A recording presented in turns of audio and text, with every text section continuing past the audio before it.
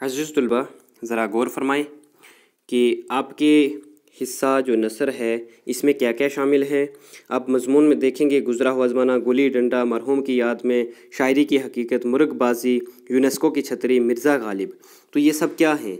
आपको सबसे पहले यहाँ पर इसनाफ़ का नोट पूछा जाता है कि ये जो इसनाफ़ आपके निसाब में शामिल हैं। इसनाफ़ मैंने बताया सिन्फ़ की जमा है। कौन सी सिन्फ़? यानी ये दास्तान है, नावल है, अफ़साना है, ड्रामा है, खाका है, क्या है? एक तो उस पर नोट आना है आपको। फिर आपको पूछा जाएगा कि ये जो अदीब हैं, मुसन्निफ़ हैं, इनकी हालात ज़िंदगी और अदबी खिदमत पर नोट आना है। फिर आपको ये जो मज़मून है इसमें से इक़्तिबास या सलीस उर्दू के लिए पूछा जाता है। फिर सवालात पूछे जाते हैं इस हिस्सा से, ये तो खुलासे भी आते हैं इस हिस्सा के। तो इस तरह से पहले आपको ये मालूम होना ज़रूरी है कि यहाँ पर कौन कौन सी इसनाफ़ हैं ये जो हमारे निसाब में शामिल हैं। तो अज़ीज़ तलबा वो जो इसनाफ़ हैं आपके निसाब में शामिल हैं उनमें से आप देखें, एक है आपको इंशाइया, याद रखिए, इंशाइया, अफ़साना, सफ़रनामा, स्वाह नगारी, मकाला, तंज़ो मज़ाह। तो ये निसाब आपके निसाब में ये इसनाफ़ शामिल हैं। आप लोगों ने इन चीज़ों पर गौर करनी है और साथ साथ में कापी अपनी पकड़ के, पेन पकड़ के, अपनी किताब के जो कंटेंट पेज है वहाँ पर ही साथ साथ में ये लिखिए, आप नोट करिए। हम बता रहे हैं कि कौन सी चीज़ को क्या कहते हैं जो आपके निसाब में शामिल हैं, ये सिनफ़ी एतबार से क्या हैं। चलिए है बस नोट करना शुरू कीजिए। गुज़रा हुआ ज़माना, ये जो आपको दिख रहा है नंबर 1 पर, ये क्या है? गुज़रा हुआ ज़माना एक इंशाइया है। आप लिखते जाइए शाबाश साथ साथ में। गुज़रा हुआ ज़माना एक इंशाइया है। गुली डंडा अफ़साना है, शाबाश। जो मरहूम की याद में है ये तंज़ो मज़ाह का मज़मून है, इसको तंज़ो मज़ाह कहते हैं, शाबाश। और ये भी याद रखना है मरहूम की याद में जो मज़मून है ये पीतरस बुखारी की किताब मज़ामीन पीतरस से लिया गया है। आगे चलिए, आगे है आपका शायरी की हकीकत। तो शायरी की हकीकत क्या है? एक मकाला है। क्या है? मकाला, ऐसे लिखेंगे आप मकाला, शाबाश। तो मकाला है, किसका है? शिबली नोमानी की किताब का नाम है, मकालात शिबली से लिया गया है, मकालात शिबली, शाबाश, मकालात शिबली से लिया गया है, ये आपने याद रखना है। शायरी की हकीकत शिबली की किताब कौन सी? मकालात शिबली से। और है क्या ये शायरी की हकीकत? है क्या? एक मकाला है। अब आगे देखिए, मुर्गबाजी। मुर्गबाजी क्या है? ये एक अफ़साना है। और किसने लिखा है? असल में इसके लिखने वाले अमीन कामिल हैं, लेकिन उर्दू में तर्जुमा करके शामिल किया है तरन्नुम रियाज़ ने। तो असल में ये मुर्गबाजी जो है अफ़साना कश्मीरी ज़ुबान में लिखा गया है। ये एक कश्मीरी अफ़साने का उर्दू तर्जुमा है, याद रखना है आपने, मुर्गबाजी। उसके बाद है यूनेस्को की छतरी। तो यूनेस्को की छतरी ये क्या है?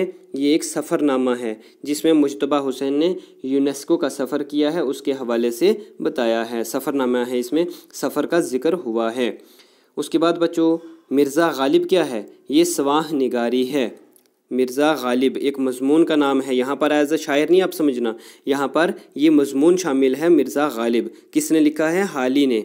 और क्या है इसमें? स्वाह निगारी, हाली की हालात ज़िंदगी के बारे में बताया गया है।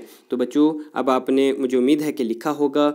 जैसे आपने देखा, एक पहले गुज़रा हुआ ज़माना इंशाइया है, फिर अफ़साना है, फिर मरहूम की याद में क्या है? मकाला है, तंज़ो मज़ाह है, फिर शायरी की हकीकत मकाला है, फिर अफ़साना है, और फिर सफ़रनामा, और फिर स्वाह निगारी है। तो ये मज़मून जो मैंने आपको इसनाफ़ बताई हैं, इन इसनाफ़ पर आपको नोट तैयार करने हैं।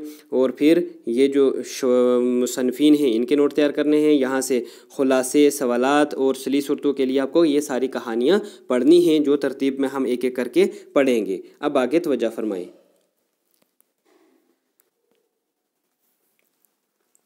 आगे देखिए कि हिस्सा शायरी में से जैसे हमने आपको बताया कि एक तो आपको ये जो गज़ल को शुरा हैं इनकी हालात ज़िंदगी, इनके ऊपर नोट पूछा जाएगा। उसके अलावा ये जो सिनफ़ें हैं गज़ल, नज़म, कसीदा, मरसिया वगैरह, इनका नोट। उसके अलावा जो चीज़ आपको पूछी जाएगी वो ये है कि जितनी भी आपकी नज़में हैं इनका ख़ुलासा। पहले इनसे एक बंद होगा, उसमें से सवालात पूछे जाते हैं। जिस तरह नसर में एक इक़्तिबास होगा, नसर में इक़्तिबास होगा और उसके सवालात होंगे, और यहाँ پر بند ہوگا تو بند سے سوالات ہوں گے، یہ ہو گیا۔ اس کے علاوہ یہ جو نظمیں ہیں ان کے خلاصے اور مرکزی خیال، ساتھ میں یہ جو شعراء ہیں ان کی حالات زندگیاں اور ان کی شاعرانہ کلام کی خصوصیات پوچھی جاتی ہیں۔ تو یہ تو ہوا آپ کا نثری حصہ، اس میں جو چیزیں آپ کو پڑھنی ہیں۔ اس کے علاوہ آپ کو کیا پڑھنا ہے جو ضروری ہے آپ کے لیے، جو آپ کے نصاب میں شامل ہے؟ دیکھیے بچوں، وہ ہے آپ کو، اس میں ہیں آپ کو شعری اصطلاحات۔ شعری اصطلاحات کیا ہیں؟ ان میں سے ہیں آپ کو، جس طرح آپ پڑھتے ہیں قافیہ، ردیف، قافیہ ردیف، اس کے علاوہ مطلع، مقطع، تشبیہ، استعارات وغیرہ، یعنی شعری اصطلاحات میں ساری چیزیں وہ آ جاتی ہیں کہ جن کو ہم علم عروض میں پڑھتے ہیں۔ علم عروض بتایا تھا نا کیا ہوتا ہے، کہ شاعری کے اصول جو ہوتے ہیں، قاعدے قانون ہیں، ان کے بارے میں۔ تو یہاں آپ کو تشبیہ، استعارہ، صنعت طلمی، جتنی بھی صنعتیں استعمال ہوتی ہیں وہ، اور جو بھی اصطلاحات ہیں جس طرح قافیہ، ردیف، مطلع، مقطع وغیرہ ہیں، ان سب کے بارے میں پڑھنا ہے، یہ آپ کو یہاں سے پوچھے جاتے ہیں۔ اس کے علاوہ تاریخی مضمون ہیں، تو تاریخی مضمون یعنی ہسٹوریکل جو ہوتے ہیں مضمون، ان کے بارے میں پوچھا جائے گا۔ تو یہ کون کون سے پوچھے جائیں گے؟